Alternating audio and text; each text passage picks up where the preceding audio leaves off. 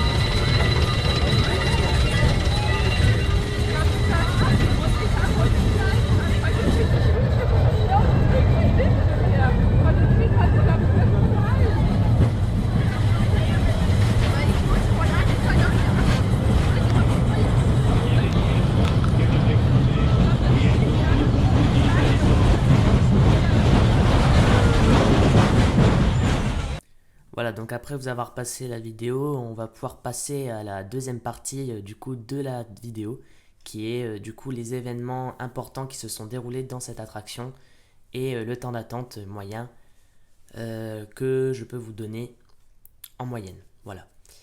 Euh, alors, on va commencer par les événements importants. Alors, en fait, il n'y a pas vraiment d'événements importants qui se sont déroulés dans cette attraction, mis à part des petites rénovations qu'il y avait eu quand il y a des problèmes techniques, etc. Il n'y a pas eu de grosses réhabilitations, des changements de wagons, etc. Voilà, c'est juste des réhabilitations normales. Donc, on n'a pas besoin de commenter un peu plus là-dessus. Par contre, concernant les temps d'attente, alors là, on va faire Covid et pas Covid. Hein, parce que bon, voilà. Comme on est en période de coronavirus, je vais quand même vous donner les temps d'attente moyens. Alors, si on prend en compte qu'on est en pleine crise sanitaire, je dirais que ça soit semaine ou week-end, ça sera quasiment les mêmes temps d'attente. Et je dirais en moyenne 40-50 minutes à peu près pour la journée. Sauf si vous y allez le matin, quand ça ouvre, vous aurez moins de monde forcément. Euh, Par contre, si vous y allez en pleine journée, en plein après-midi, etc., je pense qu'en moyenne, ce sera 40-50 minutes d'attente. Peut-être 60 minutes, mais j'ai rarement vu ça en période de Covid.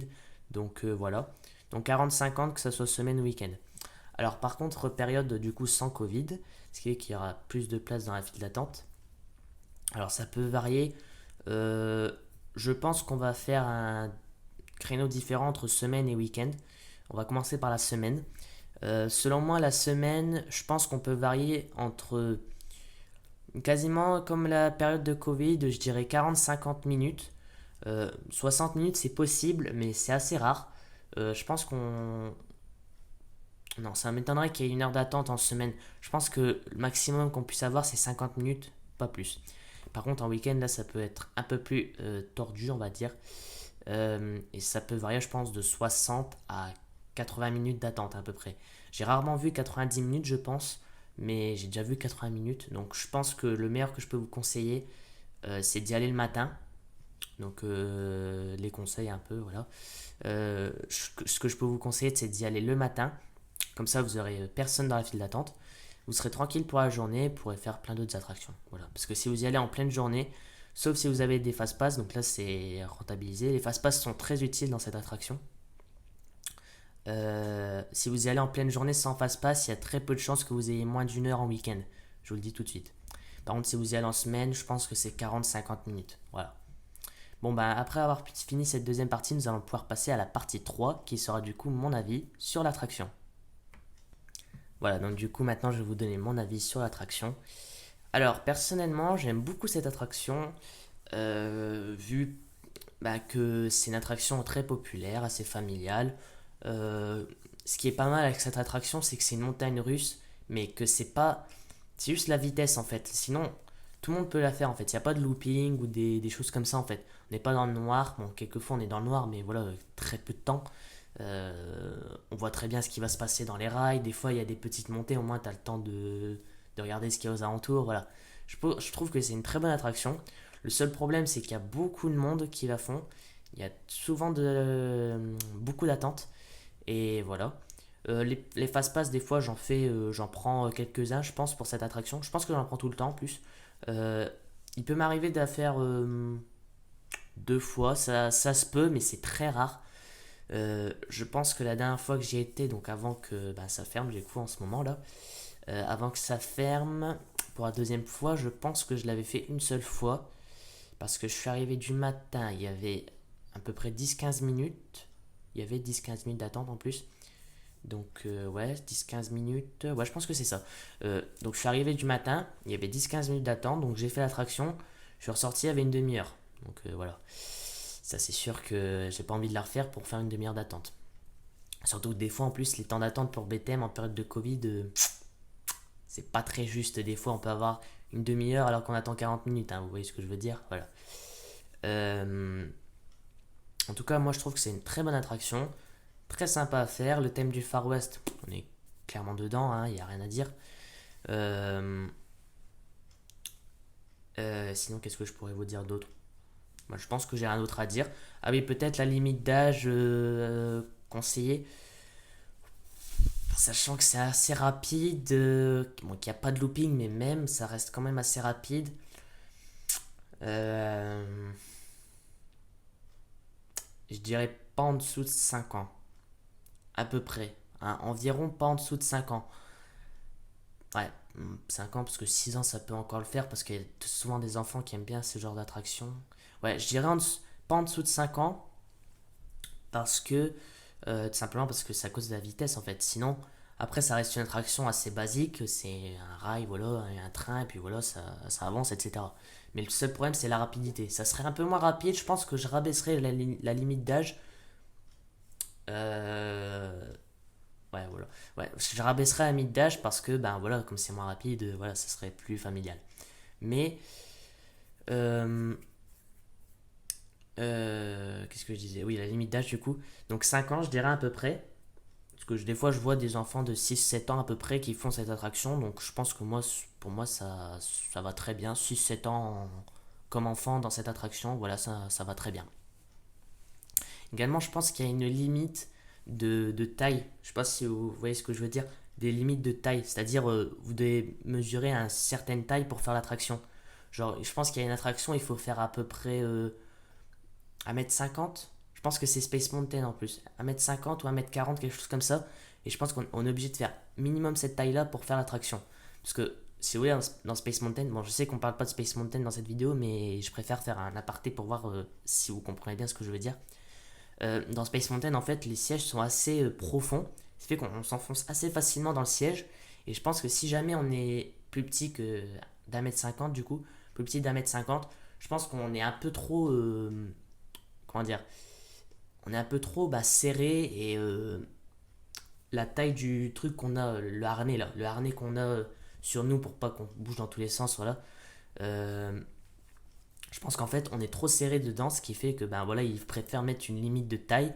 Et je pense qu'en plus, à chaque fois quand vous rentrez, si vous regardez bien, juste avant de rentrer du coup dans la file d'attente, vous avez un petit comment dire, ben, une chose qui mesure en fait la taille des gens.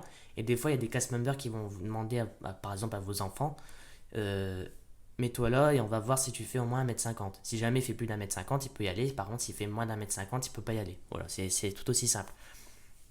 Donc, pour revenir à Big Thunder Mountain, je pense qu'il y a une limite. Pas une limite. À chaque fois, je dis limite, mais en fait, non, il n'y a pas de limite.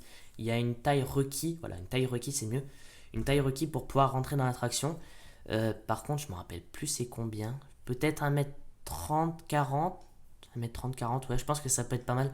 Parce que là aussi, je pense qu'en fait, pas le harnais, mais la sorte de barre qu'on a devant nous pour pas qu'on bouge de haut en bas, etc. Voilà, pour qu'on soit bien maintenu dans l'attraction.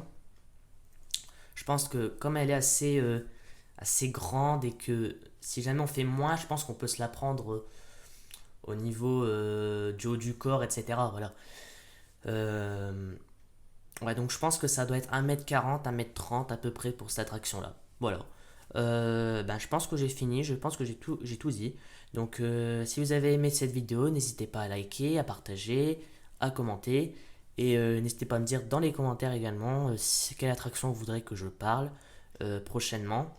Si vous voulez que je parle de Star Tour, de Space Mountain, de Buzz Lightyear Laser Blast, de je sais pas moi Crush Coaster, parce qu'il y a aussi Walt Disney Studios aussi, hein, c'est pas que le parc principal. De Cars 4 roues, sachant qu'il y aurait moins de choses à dire, hein, forcément les plus petites attractions, je dirais pas grand chose dessus vu que bon, elles sont moins populaires. Là, j'ai fait les 4 vidéos que j'ai fait pour l'instant, c'est des attractions assez populaires, Blanche-Neige, Pinocchio, Phantom Manor et Big Thunder Mountain.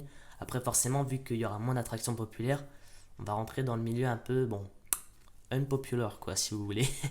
On peut faire Ratatouille aussi, si vous voulez. Je sais pas, moi, RC Racer. Voilà. Dites-moi ça dans les commentaires et je ferai cette vidéo. Voilà. En tout cas, ben, je vous dis à la prochaine. Et voilà. Donc, ciao.